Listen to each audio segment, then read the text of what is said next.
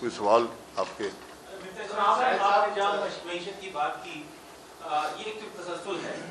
آپ جو سیمینار میں باتیں ہوئی، آج بھی جو آپ بتا رہے ہیں کہ سیاسی جو ہمارا ماحول ہے، جو کلچر ہے، اس میں کیپیسٹی نہیں ہے، تو وہ کون سے فلاز ہیں جہاں پر ہم اپنے خزانہ کے معاملات کو یا معیشت کے معاملات کو ٹھیک نہیں کر سکتے؟ کیا کوئی بہتر سیٹ اپ، کیا ٹیمیں نہیں ہیں پولیٹیکل پارٹیز کے ساتھ، یا ہم دیکھتے ہیں کہ ہر 6 ماہ بعد، ہر 8 ماہ بعد وزیر خزانہ تبدیل ہوتے ہیں؟ کیا وجہ آپ سمجھتے ہیں کہ معیشت کس جگہ پر؟ جی دیکھیں، ہم کسی حل کا دعویٰ نہیں کرتے، ہم تو صرف مشکلات کا ذکر کر رہے ہیں اور حل کی بات کر رہے ہیں کہ آج حل کی ضرورت ہے اور حل کے طریقے ہیں. کوئی موضوعاتی حل پاکستان کے پاس نہیں ہے. ہمیں ہر معاملے پر محنت کرنی ہوگی، اس کو درست کرنا ہوگا اور مشکل فیصلے کر کے ملک کو استحکام دینا ہوگا. اس کے ساتھ ایک سیاسی استحکام کی ضرورت ہے. میں نے کل بھی کہا کہ اگر بلوچستان کے آج مسائل ہیں تو اس کی بنیادی وجہ بلوچستان کی غیر نمائندہ لوگ ہیں جو اسمبلی میں بھیجے جاتے ہیں. بلوچستان میں یہ ممکن نہیں ہے کہ ہم لسٹیں بنائیں اور ان لوگوں کو کسی کو جتا دیں اور کسی کو ہروا دیں. کل وہاں پر بہت سے معاملات کا ذکر ہوا، لیکن آج آپ خود دیکھ لیں کہ میں صرف ایک مثال کے طور پر بلوچستان کی بات کرتا ہوں. جو آپ کے ایم این ایز ہیں، جو آپ کے ایم پی ایز ہیں، جو آپ کے سینیٹرز ہیں، اور یہی حال تمام ملک کا بھی ہے. کیا وہ واقعی بلوچستان کے عوام کی نمائندگی کر رہے ہیں؟ کیا وہ بلوچستان کے مسائل کا حل ڈھونڈ رہے ہیں؟ کیا وہ حل تلاش کر سکے ہیں؟ یہی کیفیت سارے ملک میں ہے اور یہی خرابی کی بنیادی جڑ ہے.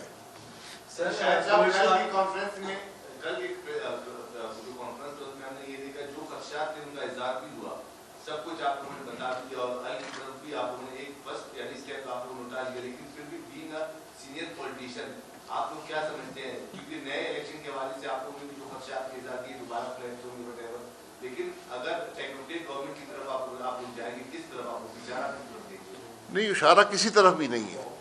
ہم تو آئین کی بات کرتے ہیں کہ آئین کو امپلیمنٹ کریں، آئین کو پورا امپلیمنٹ کریں. ہم آئین کو جزوی طور پر نہیں کر سکتے. اگر ہم بلوچستان کے مسنگ پرسنز کی بات کرتے ہیں جو ایک دیرینہ مسئلہ ہے، اس کا حل بھی آئین کے اندر ہی ہے. اگر ہم آئین کو تسلیم نہیں کریں گے، آئین کی شکوں کو مانیں گے نہیں، تو پھر ان مسائل کا حل نہیں نکلے گا. معیشت کا حل بھی، سیاست کا حل بھی اور ملک کے جو دیگر مسائل ہیں، ان سب کا حل آئین کے اندر موجود ہے. اگر آج ایک نئے سوشل کانٹریکٹ کی ضرورت ہے تو وہ بھی ایک سیاسی نظام سے ہی آئے گا. سر بلوچستان میں 1970 سے اٹھ رہی تھی، ابھی پنجاب میں بھی وہی چیز نظر آ رہی ہے.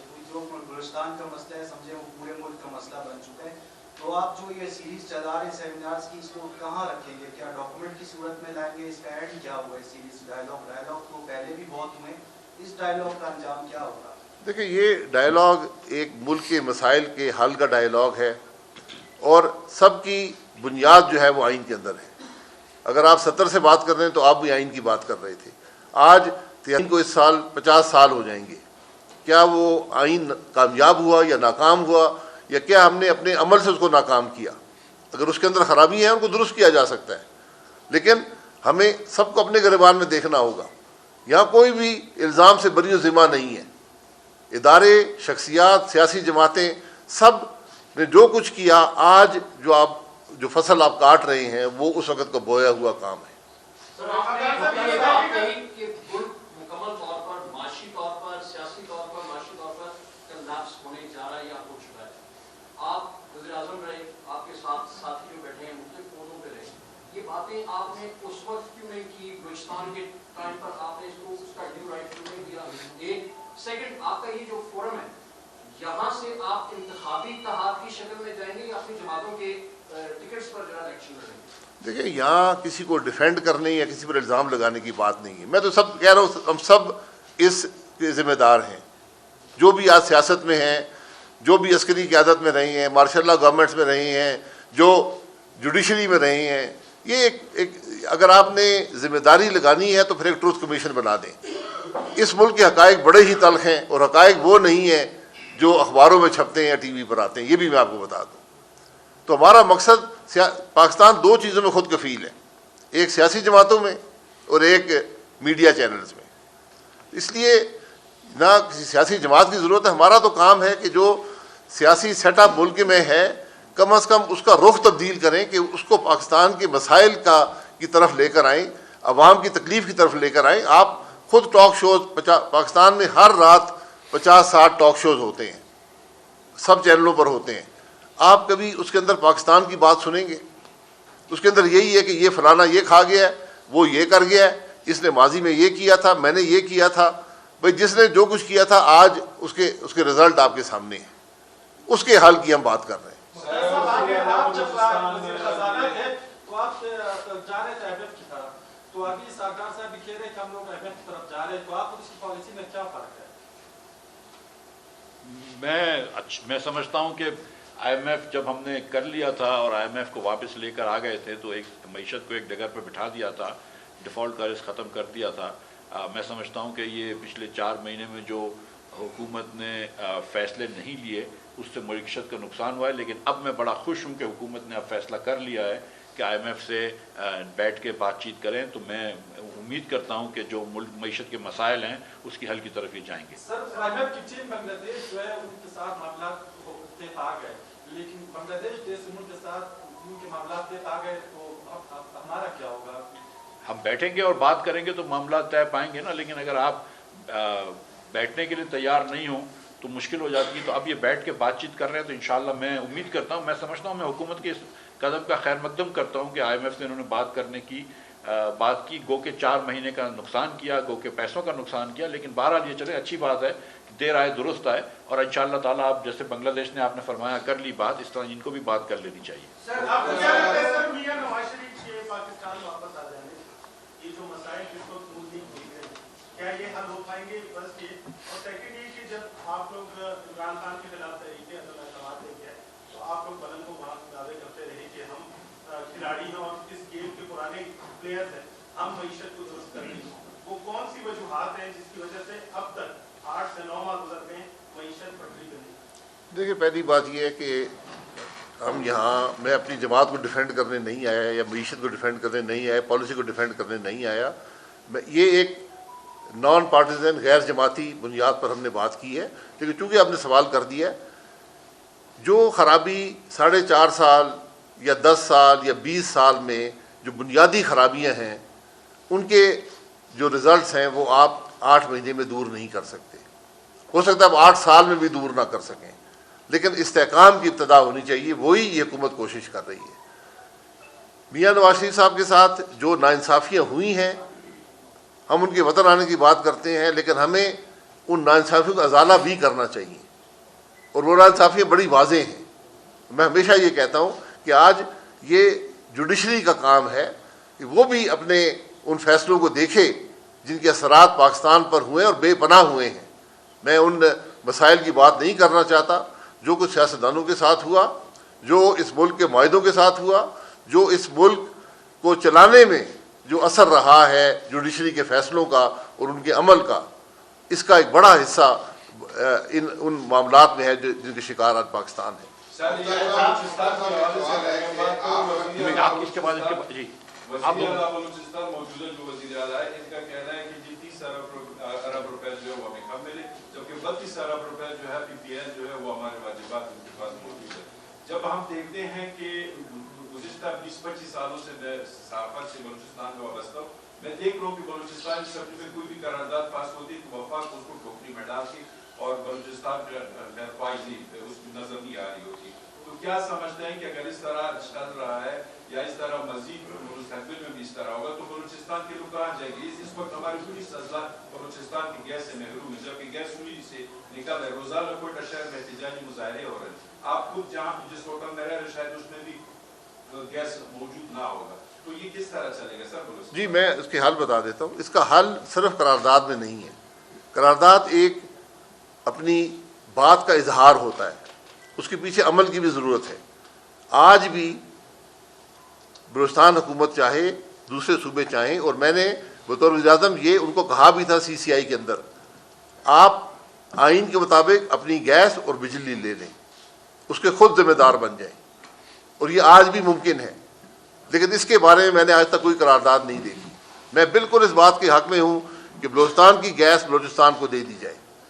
بلوچستان کی بجلی کا حصہ بلوچستان کو دے دیا جائے، سندھ کی گیس، سندھ کی بجلی سندھ کو دے دی جائے، صوبے خود ان معاملات کو طے کریں، یہی اس معاملے کا حل ہے۔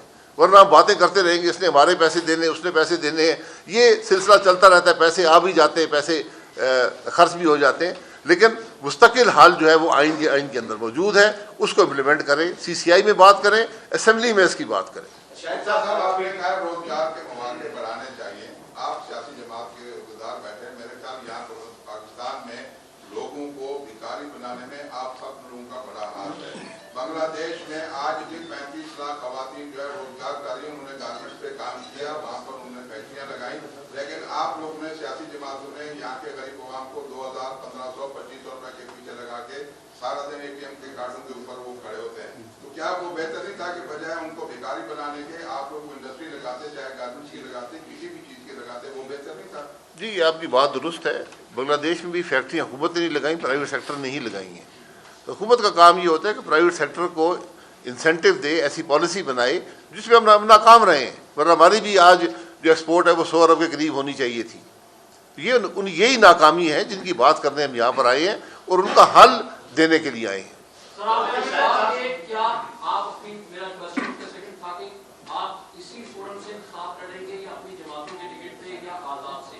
جو آپ کی سوچ ہے، آپ نے کرٹیسائز کیا تمام پچھلے حکمرانوں کو، جن جماعتوں کا آپ بتا رہے ہیں، اس کو تھوڑا سا ہم نے کسی کو کرٹیسائز نہیں کیا، اپنے آپ کو کرٹیسائز کیا۔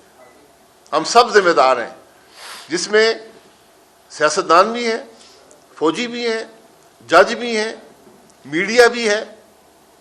پرسوں کی بات ہے کہ یہاں میڈیا نے خبر چلا دی کہ پاکستان میں پیٹرول کی شارٹیج ہو گئی ہے۔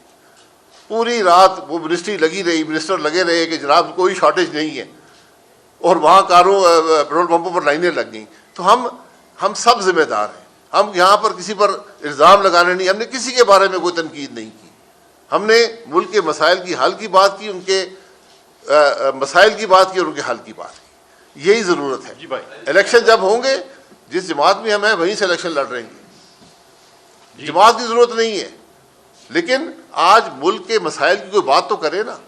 آج ہمیں سیاسی نظام ملک کے مسائل اور عوام کی تکلیف کی بات کرتا نظر نہیں آتا، نہ ان کے حل تلاش کرنے میں نظر آتا ہے۔ شاہد صاحب جیسی بلین یعنی اس دفعہ تو ہم نے یہ دیکھا کہ پاک فوج کی جانب سے اسٹیٹمنٹ ہے کہ ماضی میں مداخلت ہوتی رہی، اب آئندہ مداخلت نہیں کریں گے سیاسی مداخلت۔ تو کیا اب جو آئین ہے اس پر عمل درآمد کی ذمہ داری گورنمنٹ پہ عائد ہوتی ہے یا پاک فوج مکمل ایک اسٹیپ بیک ہو؟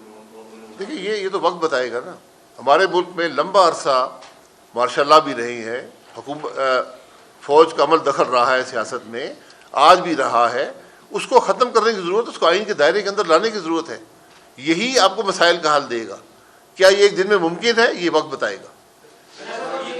جو مسائل ہیں وہ بیچے جا رہے ہیں جس سے ملک ترقی بھی کر سکتا ہے۔ آپ دیکھیں سندھ ہے اور دیگر جو ہمارے قسم ہیں، گوادر کو بھی تقریباً کہتے ہیں جی بیچ دیا گیا ہے۔ جب آپ بلوچستان کی ہم بات کو کرتے ہیں، جب وفاق میں جاتے ہیں تو وہ سب بلوچستان کو بھول جاتے ہیں، اور جو بلوچستان کے وسائل ہیں وہ وفاق کو ہی منتقل ہو جاتے ہیں۔ میں دیکھیں میں گزارش کر دوں، حقائق کو دیکھنا چاہیے۔ ہم نے سیندک بنایا، ہم نے اس کو چلایا، اور وفاق کا 28 ارب کا نقصان ہوا۔